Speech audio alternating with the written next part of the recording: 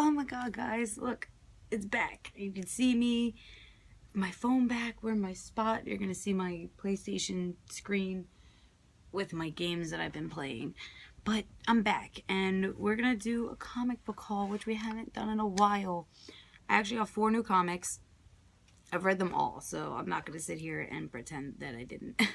But I've read them all, and we're going to go through them all, and hopefully you'll find some titles in here that you have read yourself or that you want to see. Then I'm going to tell you a little bit about some of the crazy stuff I've been thinking about and what's been going on since you guys haven't seen me, because it's probably been like forever. But let's get started.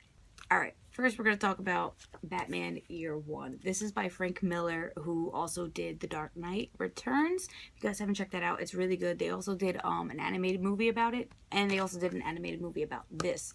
This is pretty much just a recount, I guess you want to call it, of the first year of when Batman was Batman. It was pretty much when Bruce had decided that this was what he was going to do, and him trying to figure out how it was physically possible. And you also have Jim Gordon in there, and you're showing Jim Gordon's life before Batman and during Batman, and a lot of his thought process through it all and trying to figure it out.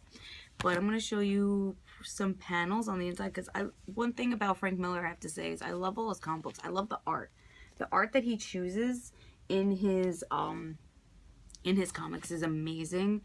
It's so noir, I guess, and that's why I love it, because every time I think of Batman, I think of noir, like especially like this panel right here. It is a very, very noir type of thing. And even this, like, I just love that old school kind of Maltese Falcon kind of feel, which is Maltese Falcon is one of my favorite movies. And definitely check this out though, Batman Year One. I got these all on Amazon for a great price. Some of them I got for like $8, $10. So if you ever want to look, I always say if you ever want to look for something, check Amazon first, because they tend to have a lot of like really good stuff for a good deal. Like my new cup. I had to show you guys this. My rattlesnake mug. I got it on Amazon for $28. And if you guys ever watched The Late Late Show with Craig Ferguson, then you have seen this mug before, because it is the mug that he had. And I wanted it because he is one of my comedic influences, and it was one of my favorite late night talk shows, and plus the fucking mug is badass. So now I have my own Freudian penis metaphor. What a happy day, right? So the next title is, I'm sorry by the way if I seem a little weird. I'm just trying to get back into the feel of doing it. It's just I haven't done this in a while. I've done a lot of like weird walking and talking and sitting, so if I seem a little off, I'm sorry. It's just I'm trying to get myself back, especially because I'm thrown off, particularly because if you notice it's a little dim in here, that is because the light on my ceiling blew out, and it's all the way up there, and I am only 5'2", and I can't reach, so I have to wait for my brother to be around so he can do it. But the next title is A Death in the Family, which I think everybody knows. If you know about comic books, or if you like Batman, or if you like anything of that nature, you have to know about this. This is one of the most infamous, I would say, stories ever written. It's the death of Jason Todd, which is, they also made an animated movie out of, which I'm going to do 2 comic books in just this one little segment because they go together. Because with A Death in the Family, the follow-up is Under the Red Hood, which is when Jason Todd comes back and he becomes Red Hood. And that's, DC made a movie about that, which is called Under the Red Hood, which was it wasn't my favorite for a while because it wasn't Mark Hamill doing the voice. So I was kind of one of those people that like, oh, it's not Mark Hamill, I don't like it. But then when I started watching it more, I started really appreciating John DiMaggio for his John DiMaggio for his voice work and a lot of the dialogue. I love the dialogue in that movie, but this is one of those iconic things where like you don't want to talk about it because you feel like everybody already knows. But I'll just show you like the panels and stuff like that of certain things. Like pretty much A Death in a Family happens. Now with Jason Todd dying, there was actually a poll that you could take whether he lived or died, and people actually voted for him to die.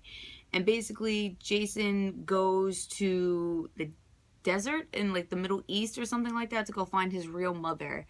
And his mother is kind of in cahoots with the Joker.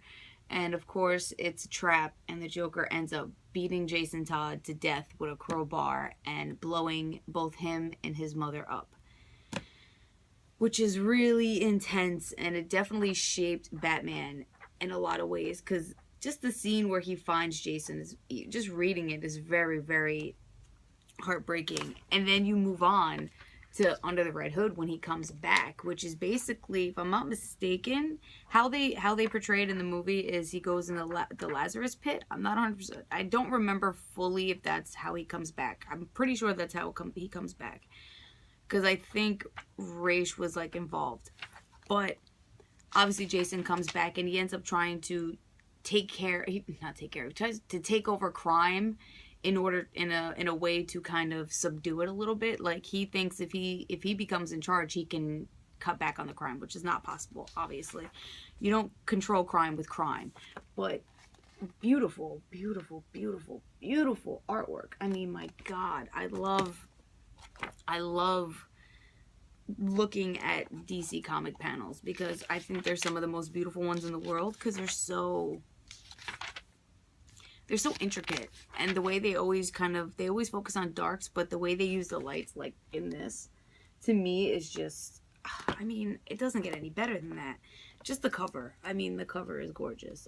Okay, so the last one is Batman, The Man Who Laughs. The Man Who Laughs. I actually just got done reading this, I want to say 3 days ago? Something like that, along the lines of that. Which, this is an interesting little story.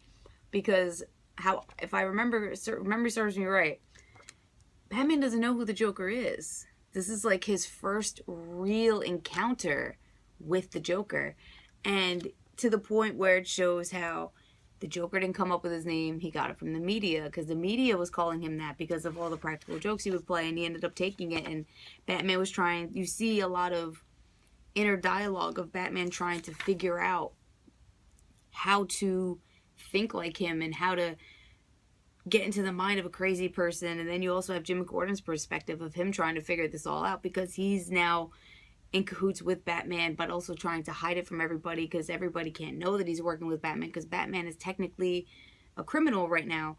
And I think it's such an interesting little, again, I don't want to use it, but Maltese Falcon kind of style, because it has a very noir feel, where it has, every time I read it, I always thought of that old-timey bar music, like when the guys would walk in, you see the bartender just wiping down the thing, and you're like, how you doing, fella? You know, that's how I feel when I read this stuff. Like, when you just look at the kind of panels and the way, like, even on the back, I'll show you, especially, this is what gives me that feel, is because of the way that they portrayed him. They gave him that very, like, gangster 1920s type look, and I love that. I thought that was great. And I think the color work in here is amazing. I mean, just truly, truly beautiful, beautiful artwork. And that's one thing I can always say about DC. Like, they can always create panels that are just beautiful but haunting at the same time. And that's really hard to do. Because, like, whenever I read Marvel, I tend to always just see boom, color, color, color, color, explosion. DC tends to, especially with Batman, they always go deeper. And they always try and take you to a place that's usually very uncomfortable. And that's kind of what I like about it. I like that they're not afraid to ruffle your feathers or make you feel a little weird or make you feel uncomfortable.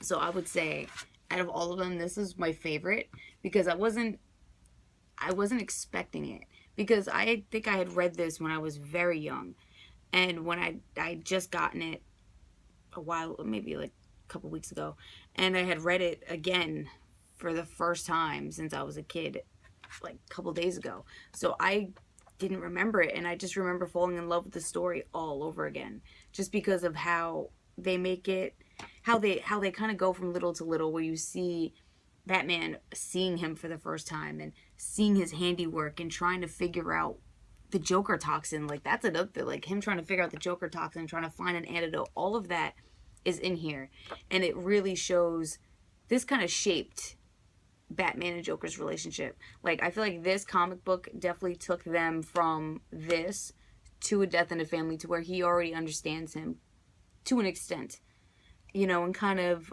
knows him. Where this, like, you see Batman truly stumped because this is a man that he doesn't know yet. And I think that's amazing. Now, I've been gone on and off, more off for the last couple of months since like July when my other iPhone was gone. Sorry, let me check the time because I have work and this is gonna be quick. I'm sorry. I don't mean to rush, but I really wanted to do this because I didn't want to keep putting it off.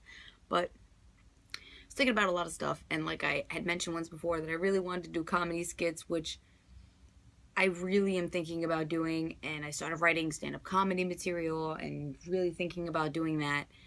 And I hope you guys know that if you start seeing new stuff, like if instead of a scheduled video, if you see a skit, or instead of a scheduled video, say you see a video of me doing a stand-up routine at a club or somewhere, I hope you just support it, and I hope you're back there, because one thing I enjoy doing is I like making people laugh. That's one of my favorite things to do, and I get a weird kind of satisfaction out of it. So I'm hoping that you guys indulge me in whatever weird thing I might, you know, start trying to do, because I think I'd like to do some comedy, and I think I would love to take my hand at writing skits and directing them and acting in them and, you know, writing material and performing it. So that's really where I'm at. And I did miss you guys, and I'm glad that, you know, I vainly checked my subscriber count a couple of times, and a lot of the times you guys were still there. So thanks a lot for being there. And I hope that this is kind of like the start of a good direction of, you know, consistent material and things like that. And like I said, this was a little awkward just because I'm trying to get back into like that weird, you know, motion, because I was getting very comfortable talking to you guys after a while, and now I gotta get back there. So I'm glad that you guys are still there. I'm glad I'm back, and indulge me and I will indulge you. And check out the titles: The Man Who Laughs, Under the Red Hood, Year One, and A Death in the Family.